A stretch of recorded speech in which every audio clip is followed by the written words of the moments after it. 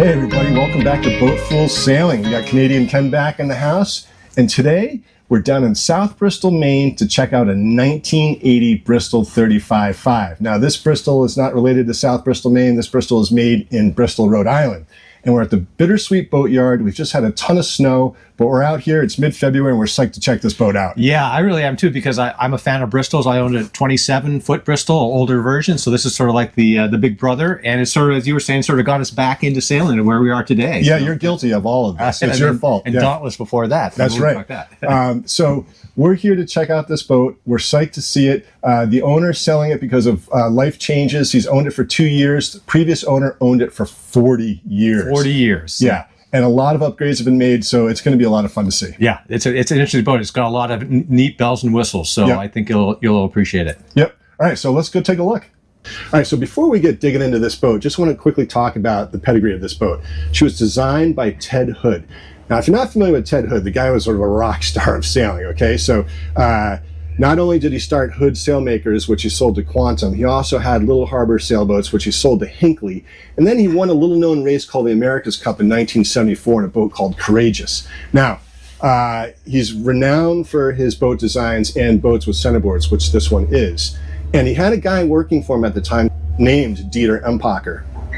And Dieter was the son of Willy Empacher, and Willy Empacher had an empire of boat building over in Germany, best known for his racing shells.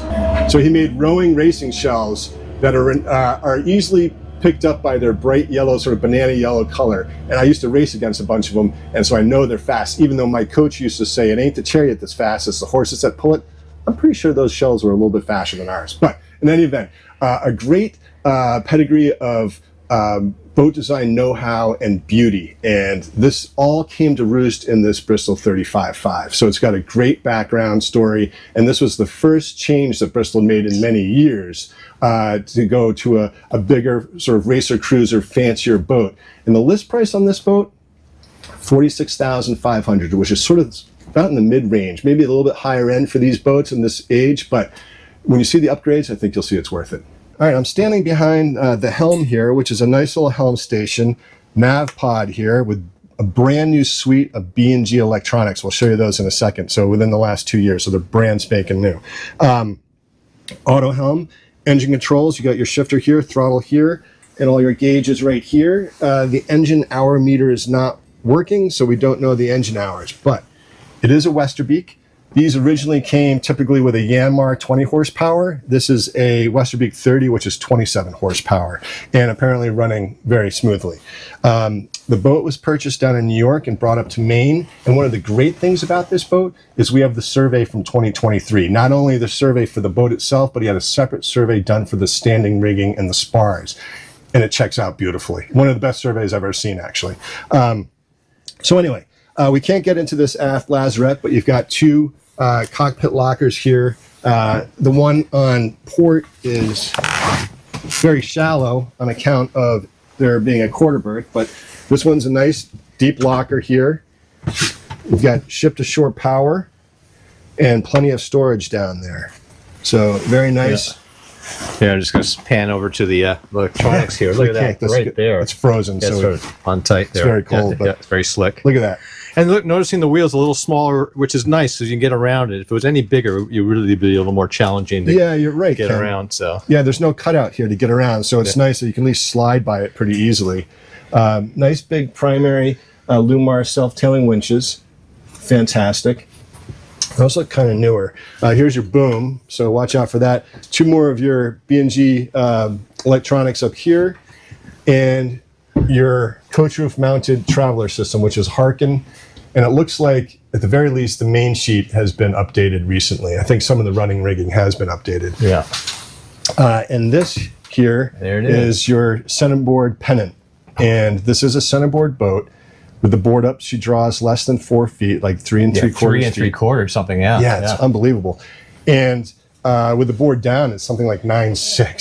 So yeah, it's kind of nuts. It'll point you upwind nicely. That's exactly right. I wanted to point out here quickly, just know this is a nice thing. Notice how everything is nicely labeled. So you know, there's your sheet, there's your topping lift. I mean, I like that. And Yeah. obviously you'll know it when you're using the when you're boat. sailing it a lot. But if you have some newbies on board helping you, it's good to be able to say it's labeled. Trim in the main, and it's There it labeled. is. Pick the right one. Jib halyard on this side.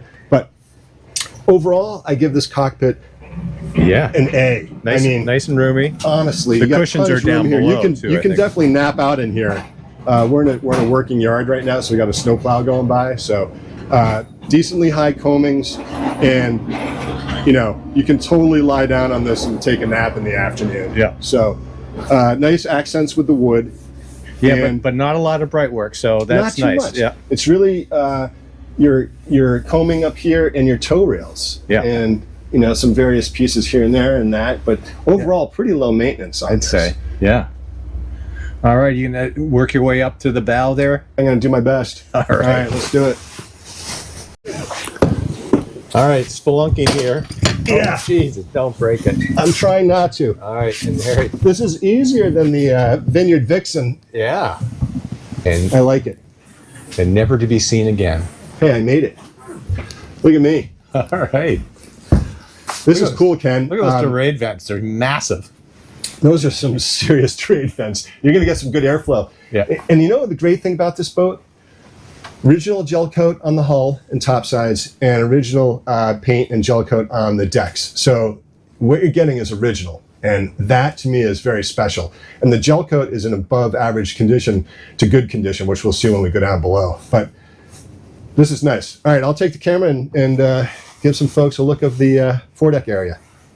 All right, so I'm up on the foredeck, and a couple things to point out up here. One is the anchor locker is blocked by a post supporting the cover, so we can't get in there, but I know it has a Danforth anchor, which I would probably upgrade to a CQR or something. But there's your bow roller, which is great for your anchor, and then two integrated chocks here, which are really nice. Like that look.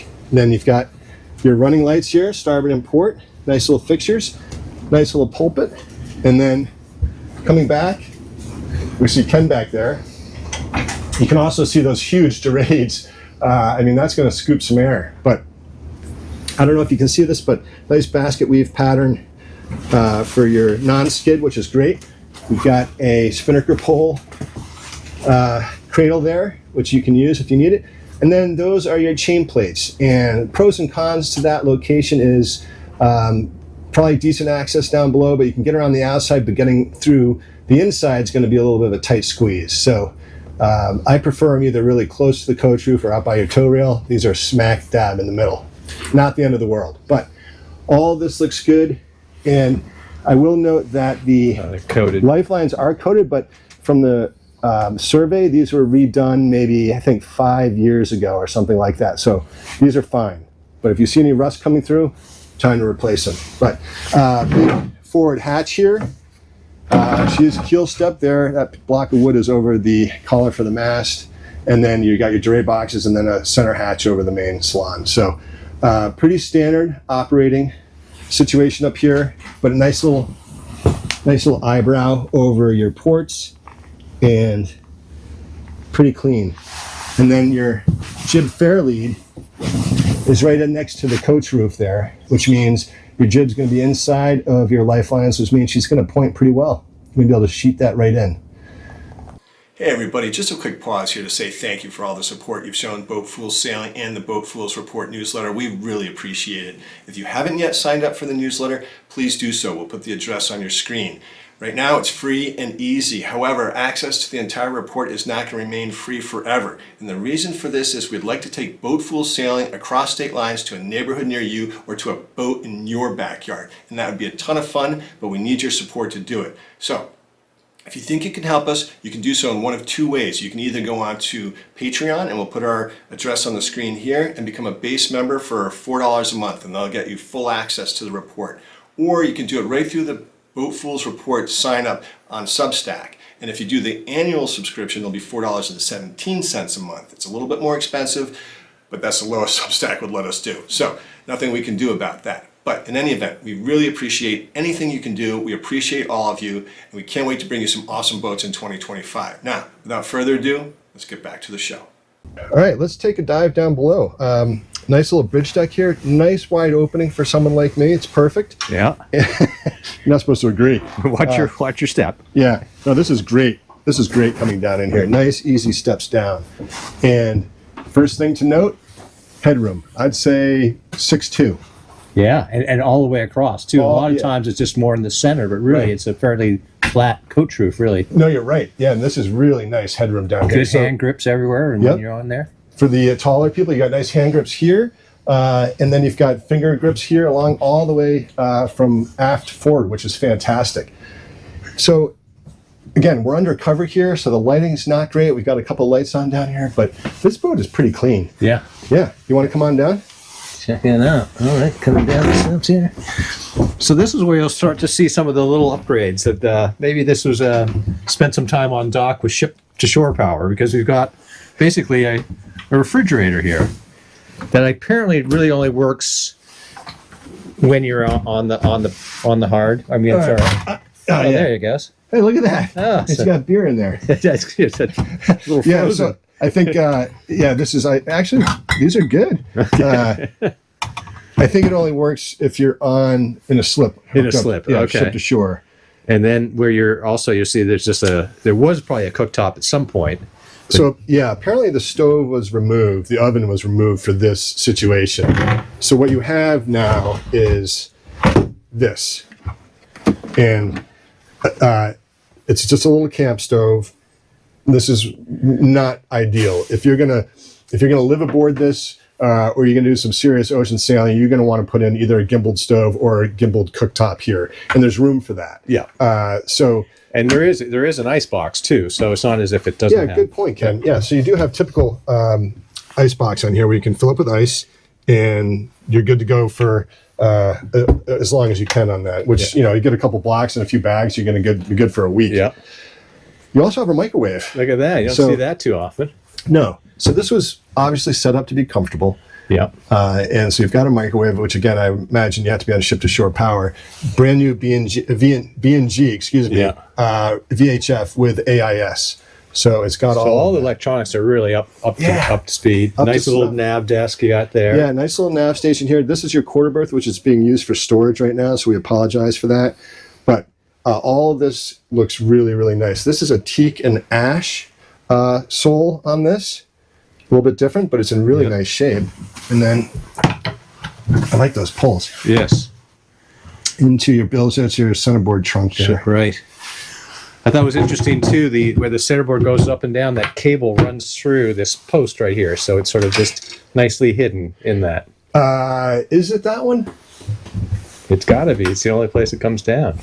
I think you're right, Ken. Ah. Yeah, it is. Yeah, it comes down that and then goes across. And apparently there are very few issues with the centerboards on these boats. Now, we might get some comments that people have had issues, but from what we've researched, very few issues with these centerboards, which is fantastic. Yeah. But I like this. So you've got a quarter berth here. You've got a nice port settee here. You've got storage behind. That's nice little leatherette kind of Nice. fabric on there, which Exactly. is nice. Easy to clean. You can Yeah. spill wine on it and not worry about it. Nice fold down table there. Yeah. Drop leaf. So this comes down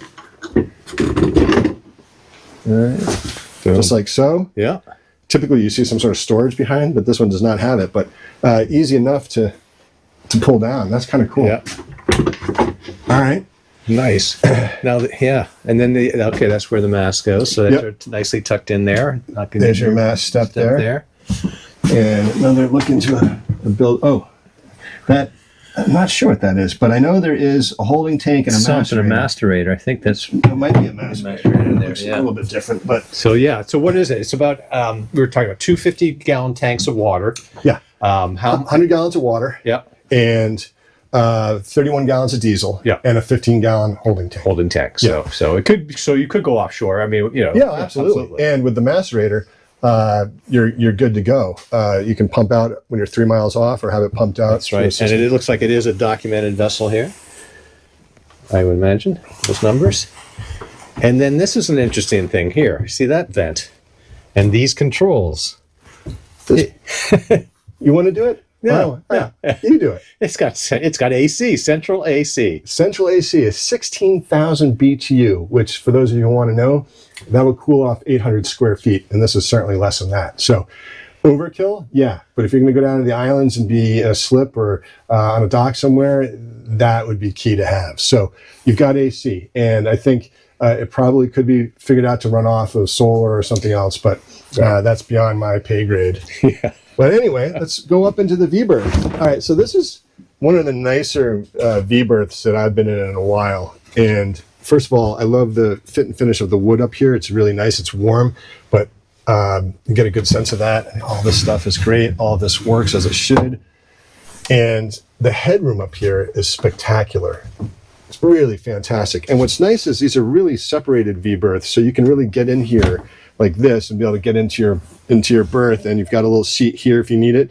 You also have a filler piece that goes where I'm standing, plus this. And I gotta say, these cushions are really fantastic. Comfy, yeah. So check this out. So here it is. Look at that. I see there is another vent Yes. up here as well. Yeah. Get that one there. There you so go. you stay nice and cool up here. Yeah, so here Wow. is your AC unit. That is something. But all of this is really fantastic. And you've got this is the quarter berth cushion that's here. the quarter berth cushion. And So then look you've at got that. two ways in. Here, two ways into the head. I'll meet you on the inside. Hey, Ken. how are you? So you can be en suite up here in the V-berth. yeah, that's nice. Nice head. It looks like it's got a drain and a handheld shower. Yes, it does. It's got a shower, and you can stand up here, and it has rings for a shower curtain. Oh, Right. it has a shower curtain. Shower here. curtain. And it's got its own sump pump in here to drain, so it's separate from the regular and build. there's lots of outlets on this, and that one's the GFI outlet, which is good. Yeah, since you're So in that- yeah. so when you're blow drying your hair while you're showering, everything's going to be okay. Don't recommend that. Let's go see if we can see one of the chain plates in here. That one's tough, but if you can't see it there, Here's one right there. okay, there's one. Oh, there it is. Yep. And then I'll show you the one here on the other side. But this is a nice head. Particularly the standing room. The headroom in here is fantastic. All right. What else do we need to show up here, Ken? Yeah, that's it. And there is a little anchor locker up. Can you access that or no? That's. Yes, you can. There's a door there. There. Okay. I want to just show the bifold. Oh yeah, bifold. That's good. Yeah. Oh, get the hook over. And then It you works as it should. So the other nice thing about this V-berth is you've got the you have one opening port and a Bomar hatch here. So you got decent ventilation up here, not to mention the AC. Right. There's lots of ventilation. I'm here to the Dorade vents up here. Oh yeah. So yeah, That's nice. So we're up in Maine. Boy, this seems to be more of an island boat in some respects. Definitely, or Chesapeake, Florida, any of those great places. All but right. So these slide out, by the way. I'm not going to do it now, but you do slide out, so you can get a little bit bigger double. wow, berth so you here. really could sleep. 6 if you had to. You could. I think they. Let's see. 1, 2, 3, 4, 5, 6. You could sleep 8. You could sleep 8. I mean, Yeah. would you want to? No. Get off my boat. But this is nice. So a nice little table that folds up here, a leaf for prepping food and whatnot. Yeah, I just that's noticed that's that. a nice little feature. Yeah. It's nice. So It's got a lot of going for it. for a 35-foot boat, I mean, it's impressive. And that's a good point. So she is 35.6 feet long and 27.6 on the water. So about 8-foot differential. Yeah. And a 10.5-foot beam, I believe. Yeah, it looks nice and very beamy actually. It Nice. doesn't seem as narrow as I thought it was going to be with that narrow beam. Well, I for the think length. this whole it's bigger and wider, so you don't have a lot on the side, but you're getting that down. You're getting it below. And how you pointed out that the coach roof is relatively flat, so it carries that height way out to the edges, so it does feel bigger down Very here. roomy. Yeah. There's your switchboard and various things over here. Yeah. But let's see if we can unearth the old diesel. Okay, let's do it. All right, so we're just going to call it as it is.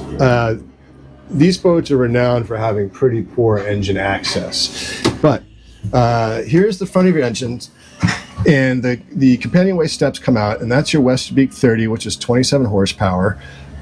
You've got looks like a water pump down here. There's your fuel filter, and there's your raw water filter. Yeah. And it's all right there. It's There is access too from here. See if I can. Yeah, Ken, good call. See, so you can at least get to the rear of the engine there, but you're right, it's a little tight for sure. It's definitely tight. But it is what it is. And like I said earlier, these usually came with a Yanmar, so this must have been, my guess is this was repowered at some point. We just don't know what the engine hours are. Right, but, right. And that's about all there is to it. But everything looks good. The engine mounts look great. It's you know, it can use a little scrub-a-dub-dub, but by and large, the belts look good. Yep. It looks fine. So, and then I can see your fuel tank way back in there. Oh, that's where the tank is. Yep. Appears to be. Yep. So, Perfect. yeah, so that's it. Yeah. All right, so we're down on the hard here, and we're looking at the transom of this beautiful Bristol 35.5. First thing to note, you got a nice transom hung ladder, which is fantastic for ingress and egress. And it does have a split rail on the push pit there to open that up, a gate there so you can get in. And her name is Bewitched, which I think is fitting because you're going to be bewitched by this boat. It's really, really great. Atlantic Beach, New York, so that's where she came from. And like we said, original gel coat. And it really looks to be in fantastic condition. It's hard to see because of the plastic cover, obviously, but the salient points down here really are your rudder and your prop and an aperture. The rudder is mostly protected by this skeg, not completely, but mostly, which is, in my opinion, just such a great setup. And your prop is protected from lobster pots and lines. Not to say you'll never not get fouled. It's possible, but certainly limits the possibility. Yeah. Double red boot stripe here. That's nice. And this gel coat really is in fantastic shape. Look at this. The rudder is actually it's deeper than the keel. It is deeper than the keel. Just slightly. Yeah, that's right. Yeah, so there's your shoal draft keel. Look at that. Less than 4 foot draft on this. Wow. And then again, when the board's down, it's 9.6. That's nice. So this really just needs a good power wash and some bottom paint, and you're good to go. And this hull is going to wax and buff up beautifully. Yeah, it looks in really nice shape, doesn't it? Yeah, you can see a red cove stripe up there, but this is just, that's a nice shape. And it's, you know, we do find boats that have been painted with all grip, but my preference is always to find one with the original gel coat, because it just means you just got to maintain it versus paint. It's going to chip, it's going to come off, you're going to have to repaint. Constantly, yeah. Constantly, every 10 years or so. So I think, you know, it's hard to get a good sense for. Obviously, we'll have some pictures up on your screen, but beautiful, beautiful boat. Beautiful lines on just these. head back a little bit here and see if you can see it a little bit better. Don't eat it out here. It's slippery. It's all ice here. Taking my baby steps. Yeah. Yeah. So At our age, that's a broken hip if we go down. exactly. There's your bow roller. Oh yeah, yeah. And you said it was a furling Genoa, right? Yeah, roller furling Genoa. furling, yeah. And like we said, that mainsail, brand spanking new, Yeah. in a box. I'm sure the mast is a good shape, but that'll be in the survey. And, Yep. and the rigging, the standing rigging was. That's right. That was Pretty all good part too. of the survey, which is Yeah. available. And all of it, that was replaced, by the way, the standing rigging 7 years ago. 7 years ago. Yep. Stranded, stainless, all replaced. So honestly, the original gel coat is worth its weight in gold, in my opinion. That's in really, really nice shape. And another nice day in the boatyard. Yeah. So unfortunately, we can't really show you more because of the cover, but let's go up and wrap it up. Sounds good. Well, Kenneth, what did you think? Well, I love bristles, as I was saying earlier, and I think I could see myself down in the islands on this boat because of all the features that it has. Even on a dock, it's got the great ship-to-shore power, outlets everywhere, AC, all of the extra ventilation. If you didn't have the AC, you know, I think, and the shallow draft would be perfect down there. So I couldn't agree more with you. It is loaded with a bunch of fun stuff. If I were to keep it up north, I'd make some modifications, like add a cooktop in there and maybe get rid of the microwave because you're not going to be able to slip a lot. But I think the boat is in fantastic condition relative to what we typically see out there. And the survey that is available for people to see will verify that. yeah, it's got great features. I mean, it's got a mainsail, but it also has a brand new mainsail that's not even out of the box yet. Yeah, a Quantum Maine that's not even out of the box yet. Roller furling Genoa. These boats sail best with 135% Genoa or less. It's a tender boat at first, but she'll lock in and go because she's a heavy displacement. She'll point well.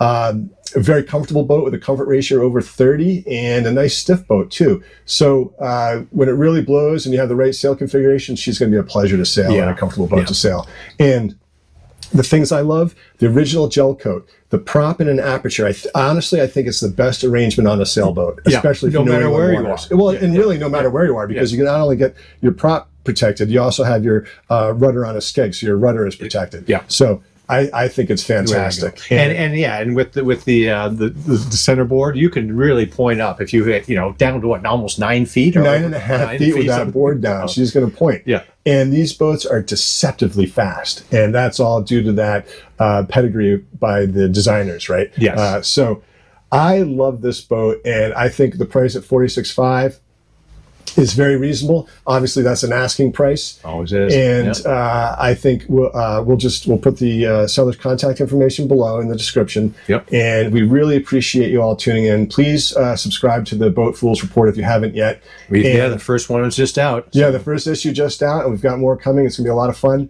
And please click like, please subscribe, please share, please leave a comment, and we'll see you next time. See you next time.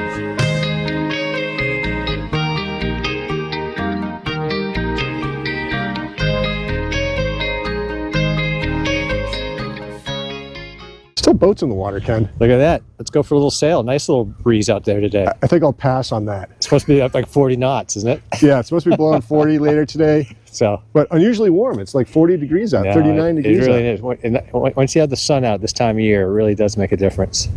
Sailing season's right around the corner, It really is. So Carlton would have the days down for us, wouldn't he? Yeah, he's probably down to like 90 days or 90 less. days.